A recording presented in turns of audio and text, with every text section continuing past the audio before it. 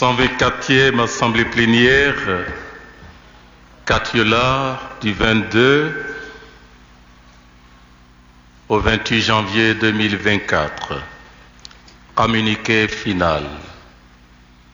Nous, archevêques et évêques de Côte d'Ivoire, réunis pour notre session plénière à Katiola, du 22 au 28 janvier 2024, rendons grâce à Dieu pour l'occasion qui nous a été donnée de nous retrouver en ce début d'année pour évoquer ensemble les préoccupations actuelles de notre pays, de notre Église locale et de notre conférence.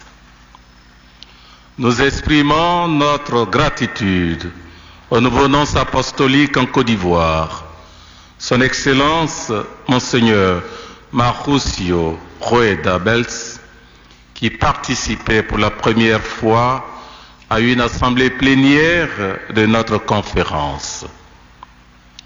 Nous associons à ces remerciements notre frère Monseigneur Honoré Begré, la famille Ouassénan, les cadres de la région, les autorités politiques, administratives, religieuses, coutumières et militaires.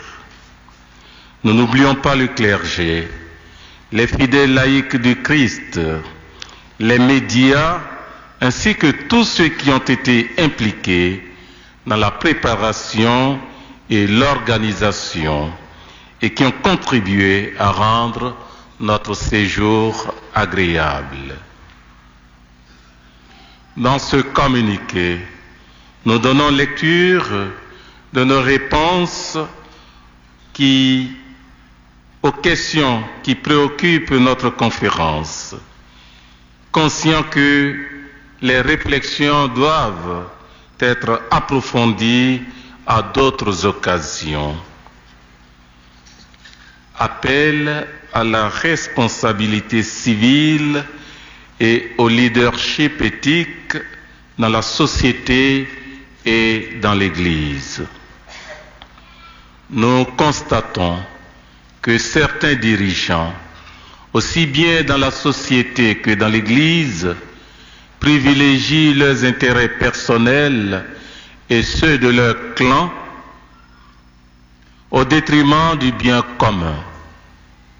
Nous en appelons de tous nos vœux à tous les dirigeants de tous bords à travailler dans l'intérêt supérieur de la nation et du peuple en vue d'une croissance et d'un développement harmonieux. L'impact de l'Église sur la société ivoirienne. Nous notons avec satisfaction la croissance de l'Église et son impact sur la société ivoirienne. Nous passons progressivement d'une Église dépendante à une Église qui grandit en devenant autonome, en se soutenant, en s'évangélisant et en s'administrant. Une Église dans laquelle tous les fidèles s'approprient sa vie et sa mission. C'est le lieu d'exprimer notre profonde gratitude à tous les fidèles laïcs du Christ pour leur engagement et leur générosité. La contribution de l'Église dans la construction et le développement de ce pays n'est plus à démontrer. L'Église a joué et continue de jouer un rôle important dans la promotion de la dignité humaine et dans l'appel constant au changement et à la transformation de la société ivoirienne.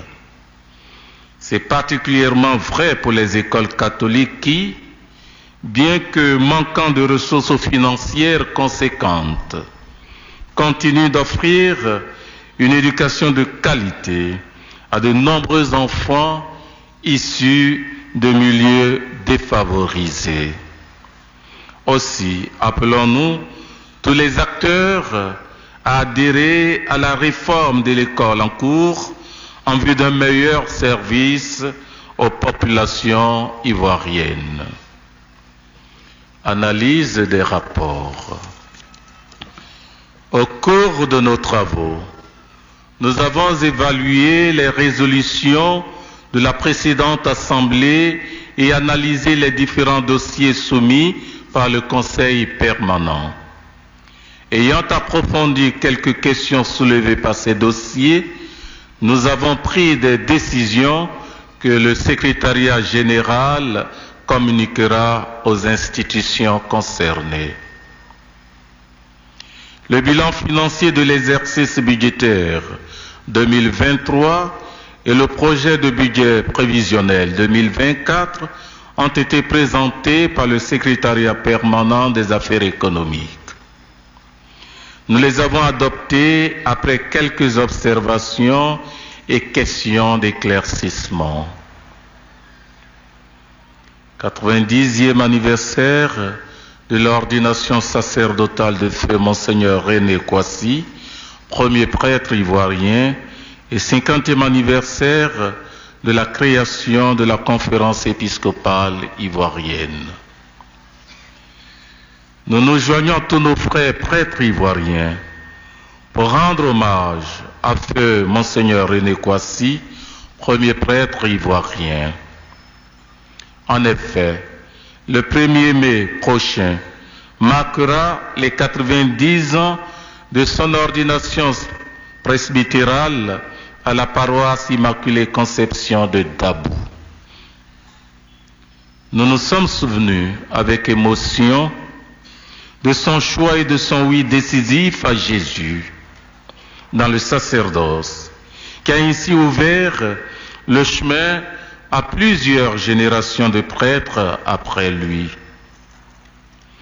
Nous célébrons le cinquantenaire de l'érection de l'organe de collégialité des évêques ivoiriens, la Conférence des évêques catholiques de Côte d'Ivoire, ceci. Tout en remerciant Dieu pour la croissance qui s'est produite et la contribution positive apportée par l'Église depuis la création de la Conférence des évêques catholiques de Côte d'Ivoire, nous reconnaissons dans le même temps, avec humilité, qu'il existe encore des domaines importants de progrès et de transformation qui doivent être traités, notamment les rapports entre évêques, les rapports entre évêques et prêtres, les rapports entre clergé et fidèles laïcs de Christ. Aussi, appelons-nous à une meilleure gouvernance humaine, administrative, financière et économique dans toutes nos institutions. Visite ad limina apostolorum et synode sur la synodalité. En septembre 2023, nous avons effectué notre visite ad limina apostolorum à la source de la communion avec Pierre sur les traces des apôtres. Ce fut pour nous l'occasion de partager avec le Saint-Père les joies et les défis de notre Église. Les sujets abordés incluaient, en dehors des problèmes de l'Église, les défis sociaux et politiques auxquels nous sommes confrontés dans notre pays. À la suite du rapport du synode sur la synodalité par notre délégué, nous appelons les fidèles laïcs du Christ à assumer, au nom de leur baptême, leur mission prophétique dans l'Église et la société, aux côtés du clergé, afin que l'engagement de l'Église dans la vie civique et politique, les prises de parole et les déclarations sur les questions d'injustice et d'inégalité économique ne soient pas l'apanage des seuls évêques. Nous voulons attirer notre attention sur le fait que nous sommes en Église. L'Église n'est pas une société civile ou une organisation non gouvernementale ou encore un parti politique. Ainsi, la fonction de chaque membre à l'intérieur de l'Église ne saurait s'appuyer sur les critères de gouvernement des sociétés civiles, des ONG ou encore des partis politiques. Elle doit s'appuyer sur la parole de Dieu, sur la tradition de l'Église, sur le témoignage et l'expérience chrétienne.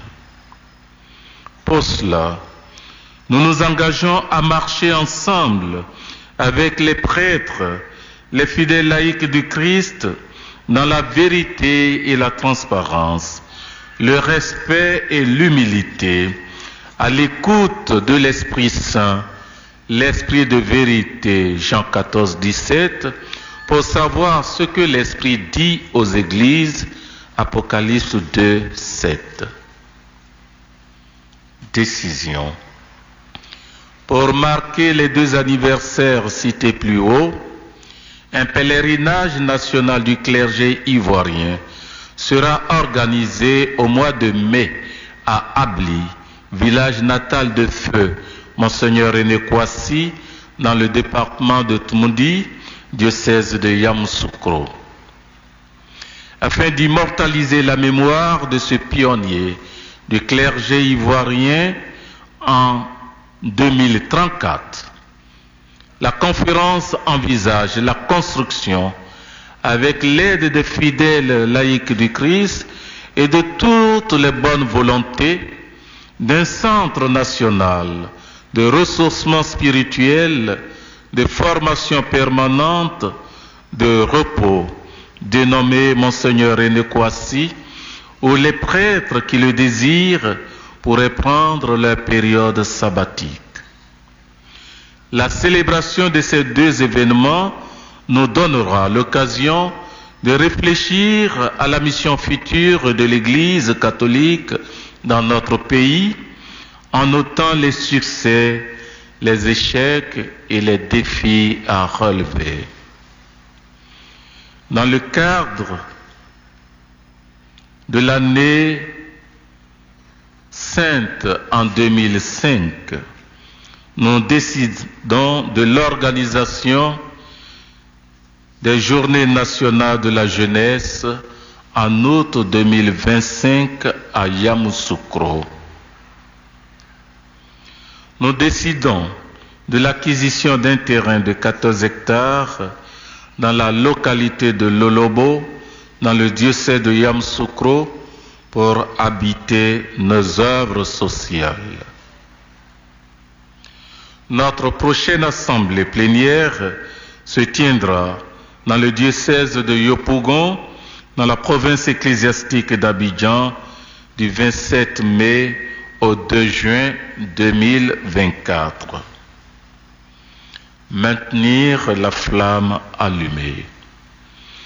En dépit des nombreux défis à relever, nous demeurons confiants dans le Seigneur et nous lui demandons de donner aux évêques, aux prêtres et aux fidèles laïcs du Christ l'humilité et la force nécessaires pour poursuivre courageusement la mission, les yeux fixés uniquement sur Jésus-Christ, l'unique bon pasteur. Fait à Katiola ce 28 janvier 2024, au 4e dimanche du temps ordinaire de l'année B, pour les archevêques et évêques de Côte d'Ivoire.